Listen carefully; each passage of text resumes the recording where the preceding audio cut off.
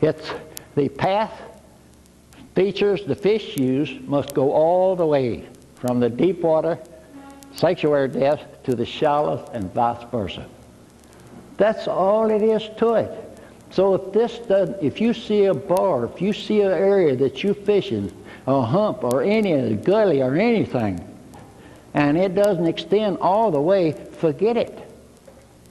Let's take a bar. I'm going to talk about a bar in just a minute. If it doesn't go all the way, you're wasting your time. Whether it's downstairs or upstairs, it makes no difference. So most of the water in a lake contains no fish. There's some lakes, and natural lakes, I've only found one structure situation. But in certain reservoirs and things, you may find all of them. Now you say, what are all of them? There's 17 of them. As far as I'm concerned, all over the world, there's only 17. In this lake, in this floodplain type reservoir, it's about 1,000 miles long, quite a few reservoirs, quite a few dams. In my book, there's only 5 situations in either one of those where you and I should spend our time. And if you know something about a wide floodplain, I may talk on that one time, you will begin to understand that most of the time, most of the water contains no fish. So the structure situation, that's what we're going to talk about. The number one common structure is a bar.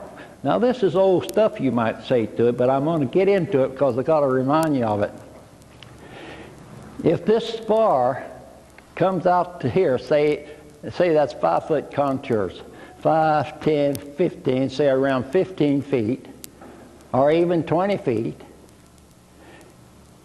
and then peters out, that is not a structure situation. It's a structure, but you may have thousands of bars around that do not go all the way. And so they're not structure situation. But if you come on out and drop off into a break line and probably into the deepest water in the area, now that is a structure situation. It's a ridge-like feature that is different from surrounding area that goes all the way. That you have to check. That is a structure situation. Now, as I put these on the screen, you do yourself, do they look like that they're going to go all the way?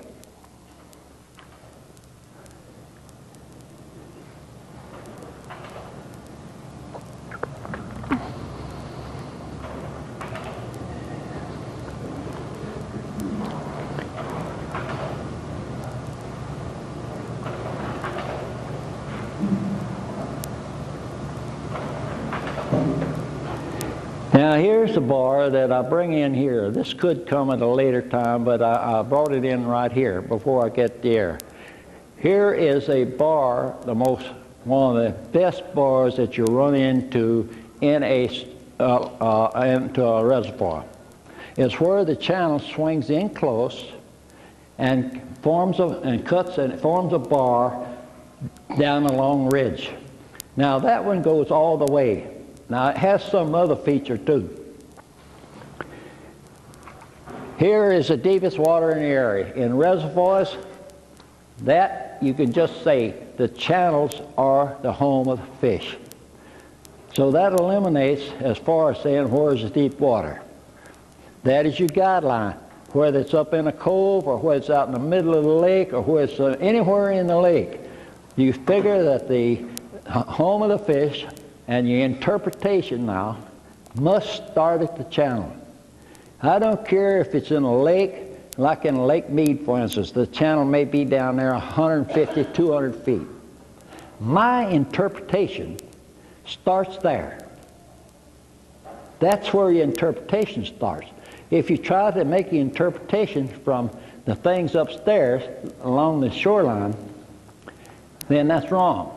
Your presentation of lures may start shallow, but your interpretation of whether you're going to have a structure situation or not must start at the channel, just like the fish. That's where he starts. this is where he sees the first things. And if he starts up this and it becomes a dead end, he's not going to use it. Now in this case right here, this particular bar goes all the way. Now here's the thing about this bar, and I often look for them in a reservoir, especially in lowland or highland. Let's say that the contact point is right here. He'll move up this brake line most of the time before he'll move up on the bar. But as he moves up this brake line, he has immediate access to deep water. At any point along there, he doesn't have to travel very far from he's back in the deep water. The structure that you're going to find that the fish use is not so much that it takes him to the shallows. What he's interested is how fast can he get back home. Think about this thing. That's the reason. He'll go up, and as I often say, when he gets up around 8 or 10 feet, he says, "Whoa, back up! I'm getting in dangerous territory here." So this particular bar is very important, and a lot of you will probably run into it. That is a structure situation.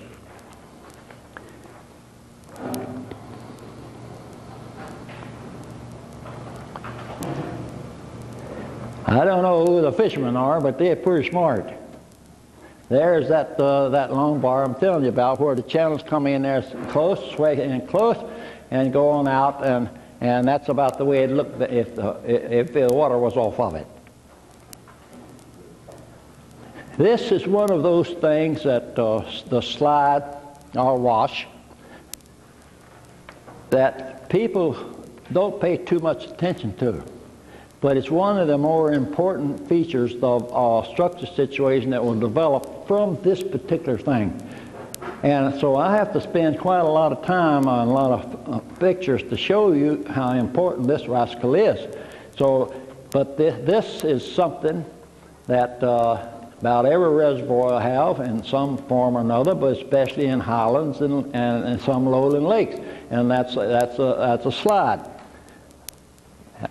We had some lakes here at home, up in the mountains, and we had some slides pretty soon, back in the 20s, in this one mountain lake.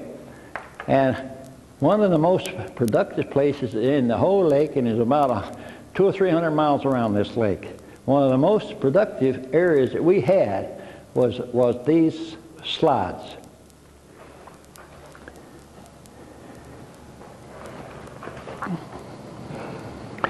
Slides or washes.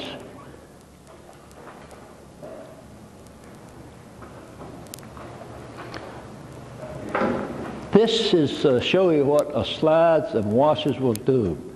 Especially when they come down the side of the hill, they don't cut a channel, they'll form a bar. Very, very important. This particular bar happens to be on the Snake River in Idaho. I fished this bar quite a few times. I don't know, maybe 4 or 5 times.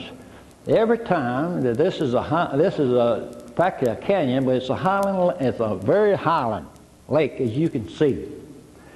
When the water was flowing up on the hill, it came down and formed this bar.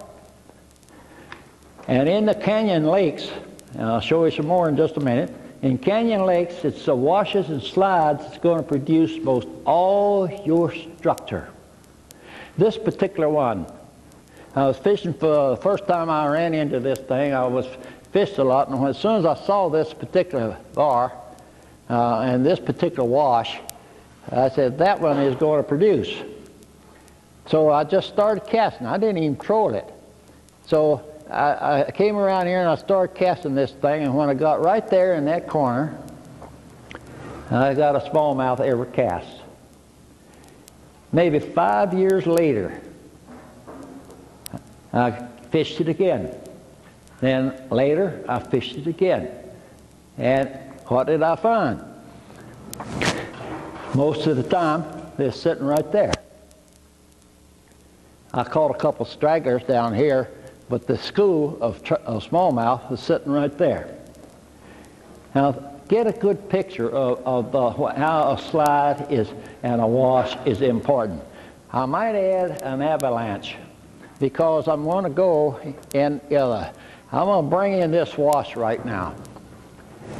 That wash in that channel is not a structured situation. It is a break on a break line.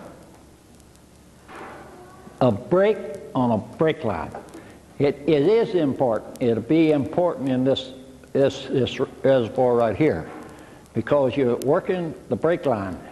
And when you come to a wash, which was a wash that due to the delta it built up, the water hitting that hump and it washed out a little thing. It washed out a little wash. And it's very important. Fish moving along that break line will pause or stop at that thing. But the structured situation is a side fishing cut that goes all the way. So don't get these things mixed up right there, because this is a break on a break line. This is what you folks were out there today. This is a kind of a figure of a wide floodplain type reservoir, which would be treated as a flatlander. Here I just put this. This is a hump, that's a delta you see, and that's my wash. This is trolling water.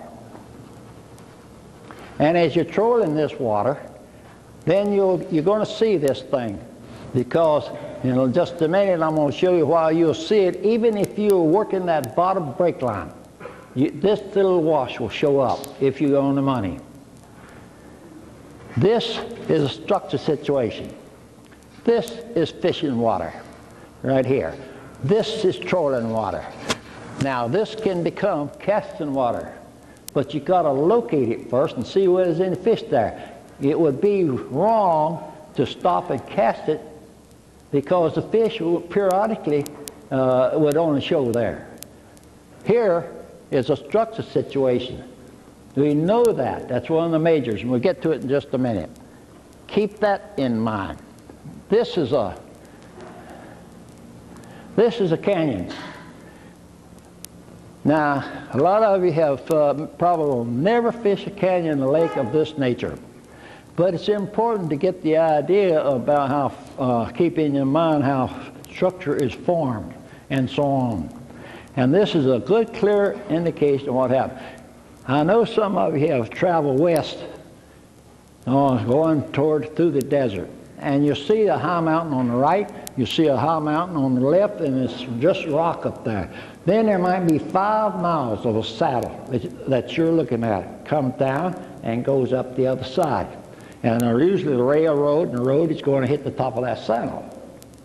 I know if you've been west, that's what you're going to see. And you may be 5 miles from there up to that rock. Now you see all that debris and all that rocks, and you look at it and you say, how in the world did all that stuff get there? A lot of people say, well, it must have washed there.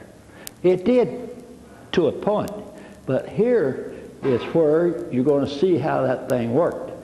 And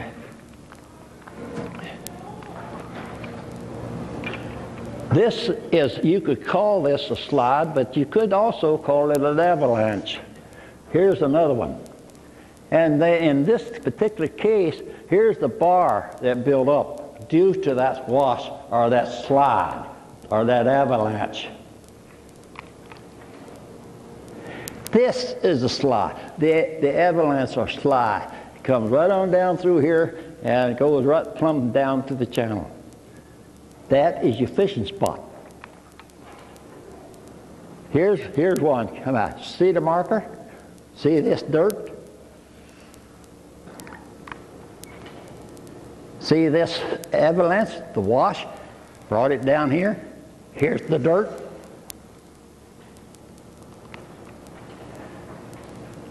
Here is the Tennessee situation.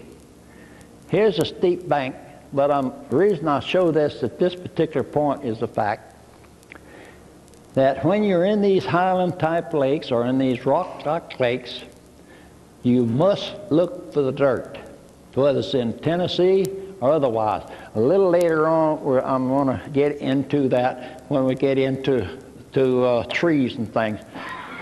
This is another situation, which is a reef.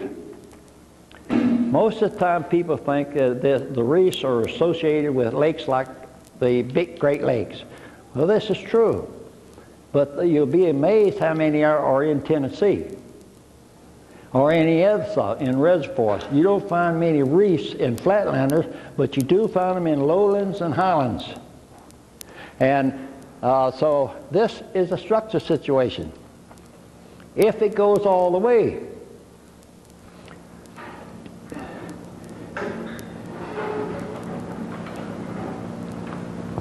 that one went all the way. Because when you see it goes out through there and the water's breaking over the rocks and some of those stuff, you better get out there at the end of that thing and see what happens. But these at low water stage, at high water stage, that would be in the sanctuary depths. And this particular one, I think, is in Cherokee.